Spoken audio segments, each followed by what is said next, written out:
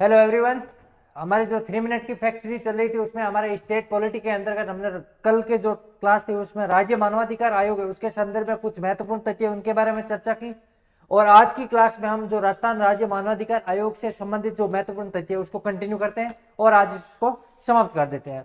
कल हमने जो पढ़ा इसकी स्थापना कब हुई वगैरह वगैरह जो बेसिक कंसेप्ट है वो सारे पढ़ लिए थे। आज देखते हैं कि राज्य मानवाधिकार आयोग के जो अध्यक्ष और सदस्य होते हैं इनके वेतन एवं अन्य जो सेवा शर्तें होती है उनका निर्धारण कौन करता है। तो उनका निर्धारण राज्य सरकार द्वारा किया जाता है, ये आपको ध्यान रखना है।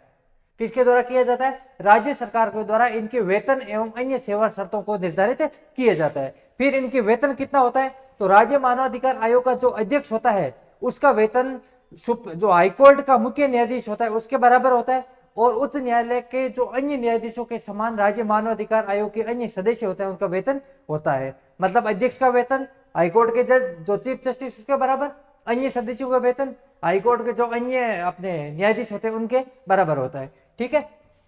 इसके बाद में बात करेंगे इनके अध्यक्ष के बारे में, मानवाधिकार आयोग के अध्यक्ष के बारे में। तो अभी तक मानवाधिकार आयोग के 6 अध्यक्ष रहे, 6 के 6 नाम आपको इवन आपको याद करने हैं। इसके साथ साथ ही मैं तो ये कहता हूं कि आपके इनके नाम का जो क्रम है वो क्रम वाइज भी आपको याद होना चाहिए। आरपीएससी के जो एग्जाम के पूछने का जो वर्तमान में ट्रेंड है या पैटर्न है उसमें ये जो ट्रेंड है वो ज्यादा फेमस है कि निम्नलिखित में से राज्य मानवाधिकार आयोग के अध्यक्षों का सही क्रम कौन सा है या कौन सा क्रम है वो सही है। ठीक है। तो उसके हिसाब से तो हमें क्रम वाइज, क्योंकि 6 नाम याद है तो कोई टफ डिफिकल्ट टास्क नहीं होना चाहिए। तो सबसे पहले कौन है? कांता कुमारी भटनागर है, राजस्थान राज्य मानवाधिकार आयोग की प्रथम अध्यक्ष। अगर पूछा जाए प्रथम महिला अध्यक्ष कौन रही तो महिला अध्यक्ष भी कौन रहेगी? कांता कुमारी भटनागर। दूसरा, इनका कार्यकाल है वो सबसे कम रहा है, ये भी ध्यान रखना है। दूसरा, सैयद शकीर अहमद है वो रहे हैं। इसके बाद में नगेंद्र कुमार जैन, एन के जैन है वो सर्वाधिक हैं और एन के जैन का कार्यकाल भी सर्वाधिक रहा है। इनके बाद में प्रकाश टाइटिया, इसके बाद में गोपाल कृष्ण व्यास और वर्तमान में कौन है? गंगाराम मूलचंदानी राजस्थान राज्य मानवाधिकार आयोग के अध्यक्ष है। तो अध्यक्षों में सबसे पहले कांता कुमारी भटनागर, दूसरा सैयद शकीर अहमद, तीसरा एन के जैन यानी नगेंद्र कुमार जैन, चौथा प्रकाश टाइटिया, पांचवा गोपाल कृष्ण व्यास और छठा वर्तमान में गंगाराम मूलचंदानी।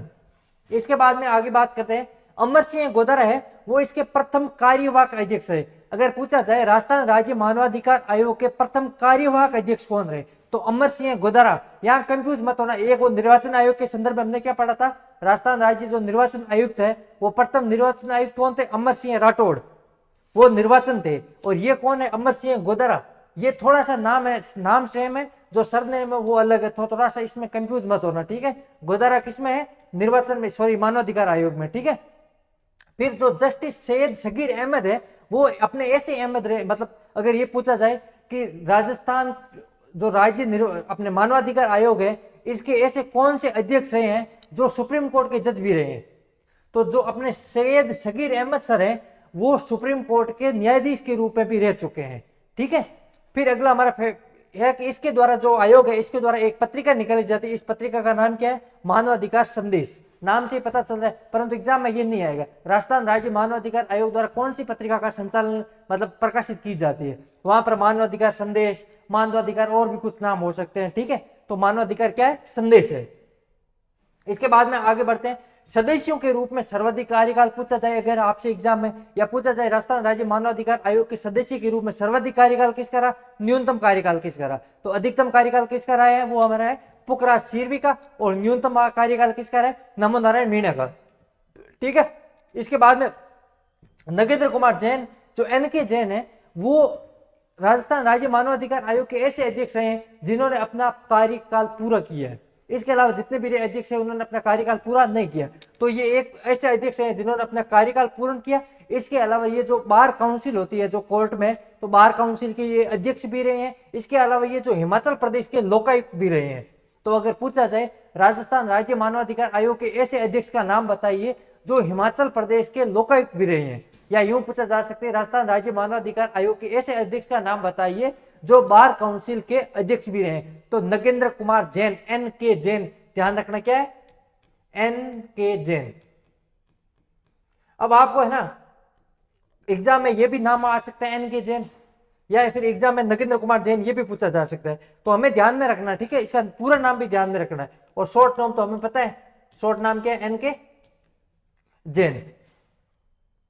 ठीक है, तो ये हमारा था मानवाधिकार आयोग से संदर्भ में आज पढ़ा, उसको एक बार वापस देख लेते हैं। वेतन भत्तों का निर्धारण राज्य सरकार द्वारा किया जाता है। वेतन कितना हो गया? अध्यक्ष को वेतन उच्च न्यायालय के मुख्य न्यायाधीश के समान और सदस्यों को वेतन जो उच्च न्यायालय के अन्य न्यायाधीश होते हैं उनके समान मिलता है। इसके बाद में हमने अध्यक्ष की बात की तो कांता कुमारी भटनागर प्रथम अध्यक्ष, इनका कार्यकाल सबसे कम रहा। फिर सैयद शगीर अहमद, फिर उसके बाद में नगेंद्र कुमार जैन, इनका कार्यकाल सर्वाधिक। उसके बाद में हमने प्रकाश टाटिया, उसके बाद में कृष्ण गोपाल व्यास और वर्तमान में गंगाराम मूलचंदानी ये अध्यक्ष रहे। इसके बाद में हमने पढ़ा कुछ फैक्ट है। अमर सिंह जो गोदर हैं वो प्रथम इसके कार्यवाहक अध्यक्ष रहे। इसके बाद में हमने अपने सैयद शगीर अहमद सर के बारे में पढ़ा कि ये ऐसे अध्यक्ष रहे हैं जो सर्वोच्च न्यायालय के न्यायाधीश भी रहे। फिर अपने इनके द्वारा एक पत्रिका निकल जाती है जिनका नाम मानवाधिकार संदेश है, और सदस्यों के रूप में सर्वाधिक कार्यकाल पुखराज सिल्वी का और सदस्यों के रूप में न्यूनतम कार्यकाल नमो नारायण मीणा का। इसके बाद में हमने नगेंद्र कुमार जैन सर के बारे में कुछ पढ़ा। तो एन के जैन के बारे में एक महत्वपूर्ण है कि ये बार काउंसिल के अध्यक्ष भी रहे, इन्होंने अपने कार्यकाल भी पूरा किया, इनका अध्यक्ष के रूप में सर्वाधिक कार्यकाल रहा, बार काउंसिल के अध्यक्ष रहे और हिमाचल प्रदेश के लोकायुक्त भी रहे। तो ये हमारे राज्य मानवाधिकार आयोग से संदर्भ में कुछ महत्वपूर्ण जो तथ्य थे वो हमने 2 क्लास में पूर्ण कर लिए। तो आज के लिए इतना ही, मिलते हैं अगली क्लास में, तब तक के लिए नमस्कार।